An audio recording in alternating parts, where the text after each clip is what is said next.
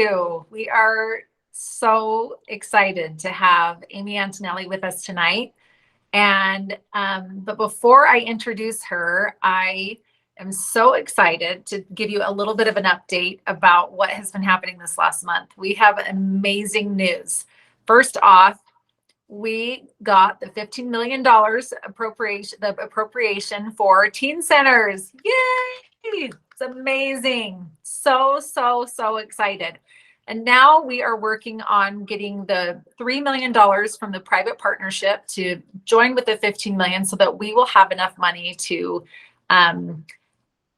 basically have 60 to 70 teen centers across the state, which means that 1/3 of the high schools in the state will be able to have a teen center, which is huge. So thank you to everyone who has written their legislator, served, shown up for events. We really appreciate your support.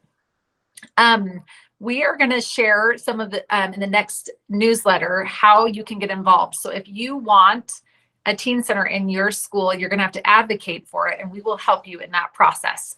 A couple of other things. I don't know if you saw, but the governor announced that period products are now available in all state buildings. That is almost 1,700 buildings across the state that will have free period products. We have to have a little celebration for that. Yay. Good job, everybody. We're so thrilled. And I don't know if we have anyone that's new here tonight, but we want to just tell you that this is part of our student ambassador program. We'd love to have you sign up if you're interested. We have a website at thepolicyproject.org. And there's a section under student ambassadors where it tells you more about what we do, and you can sign up to join our group there. So enough of that. We want to give enough time to Amy Antonelli, but I'm going to give you a little bit of an intro for her. She was the executive director of the Rising Star Outreach and spent 7 years living in India. Amy, that is amazing. Working with people in leprosy colonies. And I hope she'll share a little bit about that when she speaks to us. Prior to her work in India, she graduated from Harvard with a master's degree and then went to work for Apple, where she was a spokesperson for people like Steve Jobs. Now that is amazing. Then she worked with the Church of Jesus Christ of Latter-day Saints. And then in 2016, she joined HEFY, where she's been CEO and is basically running this amazing organization where teenagers get service opportunities all across the world. So with that, I'm going to turn the time over to Amy to share with us about her leadership and her life and any helpful tips that she wants to share. Oh, that's so nice, Jane. Thank you so much. You guys, first of all, I'm so honored to be here. I'm so dazzled by what you guys are doing all over the state. And it is just so much fun to be kind of, friends with the people that are involved in this, and to just watch with so much admiration to see what women can do to make a real change and a real impact on things that are just, seems like pretty obvious things that need to change. And so congratulations, especially to you students who are involved in this, for choosing to make your lives mean something important, even as young as you are. I think that's very cool. And I think it says a lot about who you guys are going to become as you continue to get older as well. So it's really fun to be part of this. You're my people if you're on this podcast or on this show right now. I know we don't have a ton of time tonight, so I want to try and maximize your time and make it as valuable to you as I can.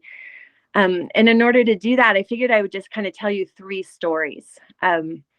In my own process of kind of evolving and becoming and looking for my own purpose, I think that I've identified 3 things that I think were really useful to me. And so I'm going to pass them along to you, and hopefully you guys will find some value in them.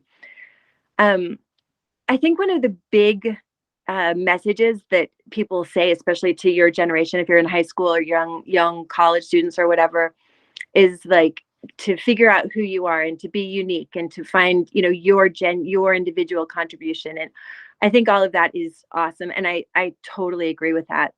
But I'm gonna throw out something here that might be like a little bit of an unpopular thing to say, but I want you guys to think about it for a second. I want the first word that I say to you to be something that you remember, and I want that word to be imitate, which I know is not a word you guys hear very often. But imitating for me turned out to be one of the sort of secret sauces that I learned early as a way to help me become successful. When I was in college and just coming off of a mission, I kind of had my life very much planned out. I was dating this really cute boy, and I thought we were going to get married right after I got home from my mission, and he waited for me and we got engaged. And then it just did not feel right. Like my intuition, something just told me that, you know, this wasn't the direction that we were supposed to go. And so he was lovely. He's such a good guy, but it just wasn't in either of our destinies to be together. And so called off the wedding and I moved to California, where a friend of mine had started a new company. And you guys, you have to understand, this was like in the year 1999, and people were barely understanding, you know, what the internet even was. But I had a friend who had started a company called Power School. Maybe some of you guys use it now in your schools. It's the software system that a lot of schools use now to kind of help manage their grades and stuff. But this was when it was just barely starting to become something. He said, come to California. I know you have nothing to do with tech, but I have a feeling this internet thing is going to take off. And so with no understanding of really what I was doing, I just followed my intuition and my gut and moved to California.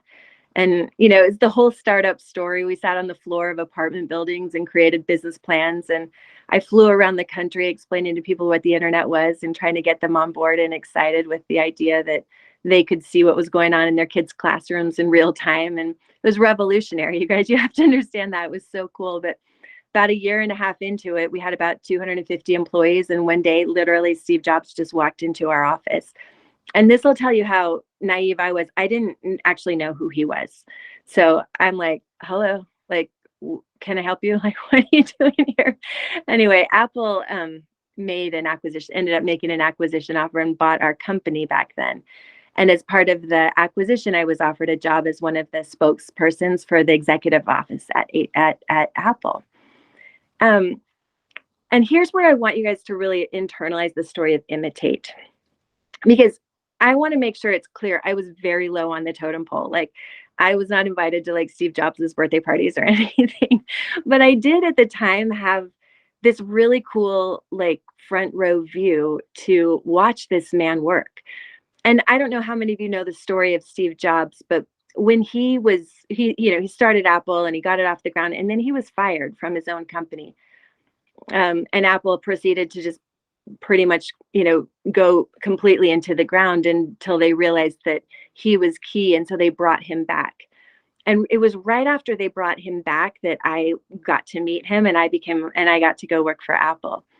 And it's pretty hard to describe to people what it felt like to be at Apple during those days. Like, if I could describe it in any way, I want you guys to imagine like being on University Avenue in Palo Alto, and like vans would just pull up and the back doors would open and people would just be throwing out t-shirts and gear and swag. And it was like this magical time to be in Silicon Valley, because like the internet was happening and everything. It felt like there was this hurricane happening in the world and we were in the epicenter. And I was like with Steve Jobs, and he was the epicenter of all of this. I mean, this guy was so convinced that we were about to change the world. And he was right. And it was contagious. And I watched him every single day get people into rooms and convince them that we were about to do something that was going to make a dent. He called it a dent in the universe. Like, we were about to do something so important that the world was never going to be the same again. And what he was so good at was getting someone like me into a room who was so minor and so insignificant at Apple, but he could get me into a room and he could talk to me, even if the room was filled with 300 other people. And I would walk out of that room and I would think, wow, Apple is so lucky that I'm here. Like, I just don't know what they would do without me, because I'm so important to what's going to happen here at Apple. I feel like at that point in my life, I got this great miracle of learning from the best in the world about how to engage people around a common cause. And what was so cool about it was I got to imitate him over and over again in my own little meetings as I grew my own teams and started to understand how to do that. And for a while, that was like really meaningful and exciting to me. But after a while, it started to feel like my life's purpose was something different than Apple, and I wasn't totally sure what that was. But I realized even back then that I'd been given this great gift of being able to learn from someone I admired so much and be able to imitate the way he did things. And right after I started feeling like that, I had this opportunity to go to India, and it was kind of a random spur of the moment thing. I wasn't planning on going to India. There was a huge tsunami that hit India, and like thousands of people died in this tsunami. And my mentor has a family foundation, Dick Peary, and he invited me to go with him to see what we could do to help.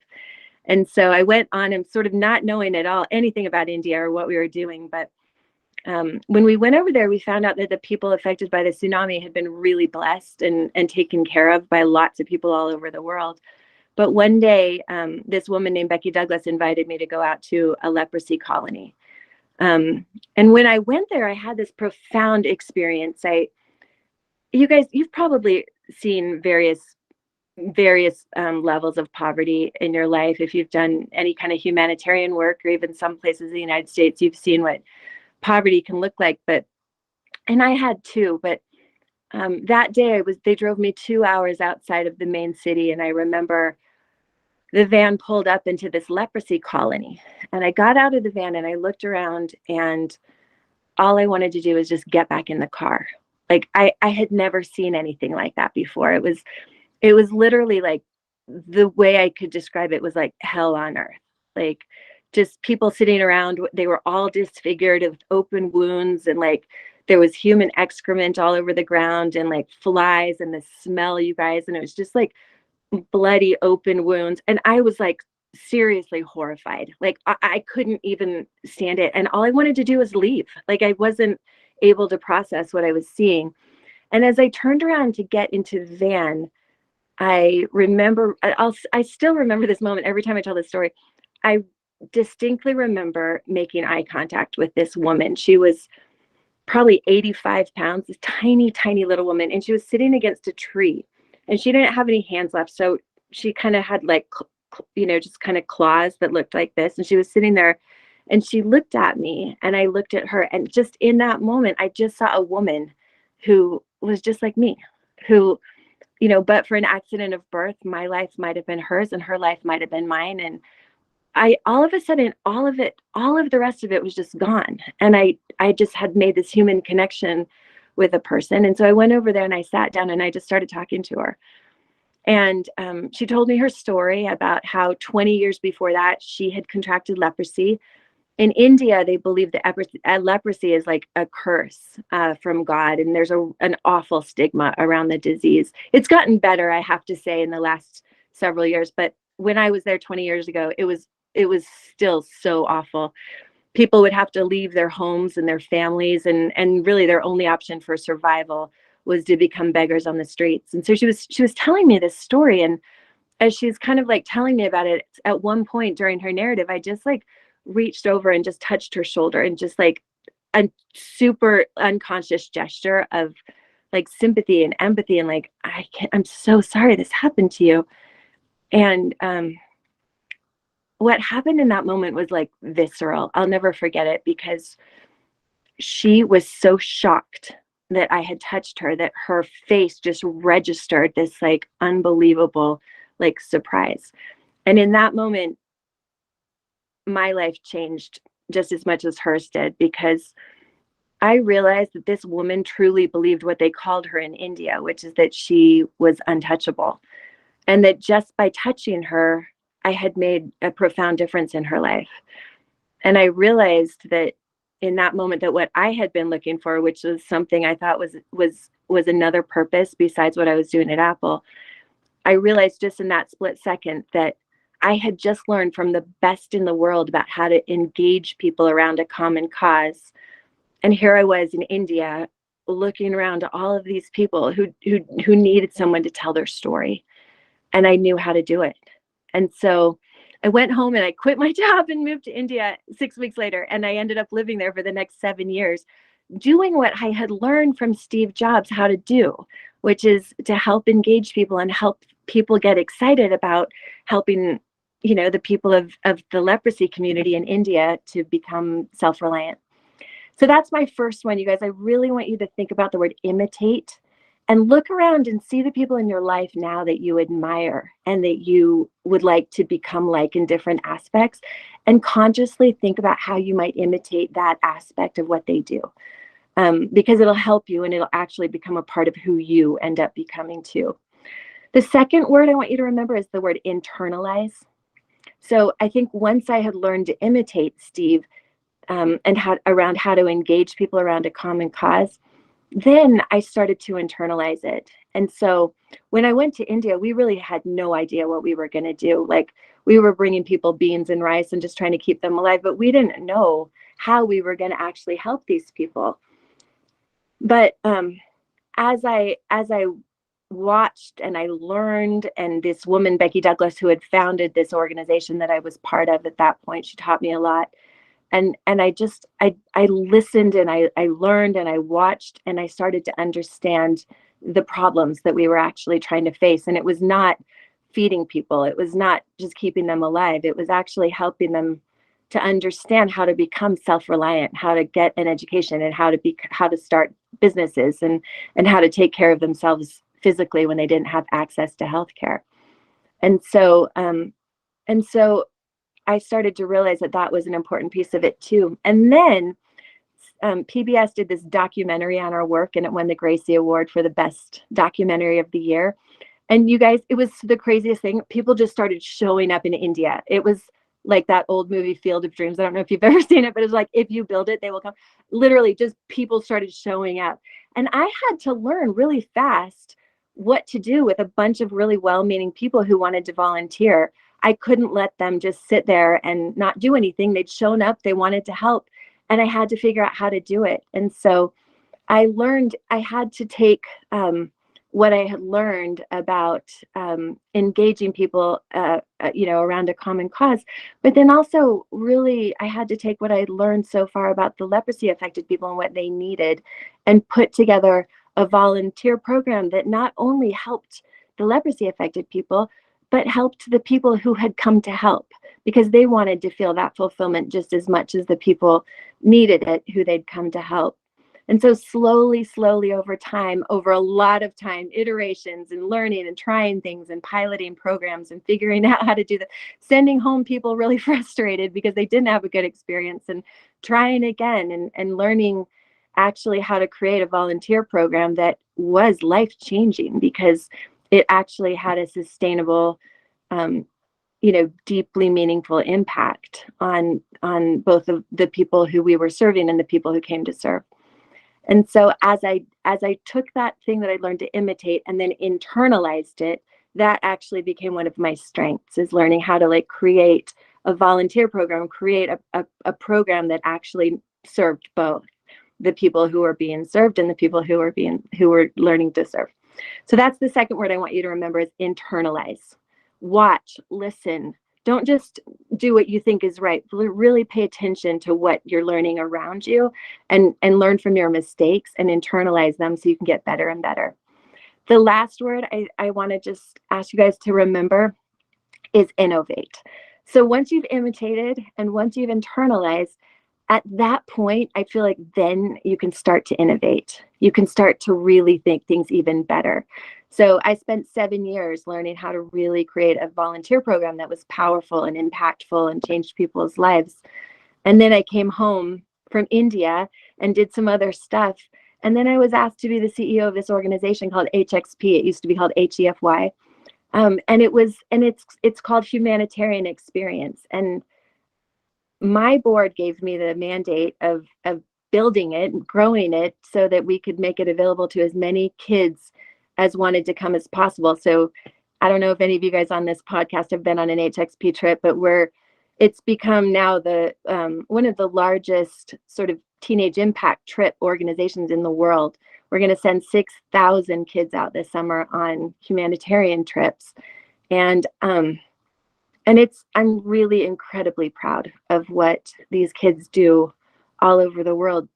They build hospitals and schools, and they give access to people that don't have access to education or healthcare or basic sanitation systems. And every year they create access to those incredibly important facilities to thousands and thousands of people. But in the process, every year, these thousands of kids change their own lives too, because when they serve, when they give like all of their blood, sweat, and tears to these other people, they somehow see the best version of themselves in the process. And that's the version of themselves that they chase after they get home, because that's when they feel the happiest and they really understand most of all who they are and who they were created to become. So the last word I want you guys to remember is innovate, because I feel like all of the things that I learned from Steve Jobs when I was imitating him in India, when I was really internalizing all of this, allowed me to be able to now innovate so that we can create what we believe are the best teenage impact trips in the world. And as a result, I think our tagline is really audacious, but it's really true. And our tagline is, there will be miracles. And I see it every day. So anyway, that's my story tonight. I hope you guys got some value out of it. If we have a couple minutes, I can take one or two questions if anybody has any.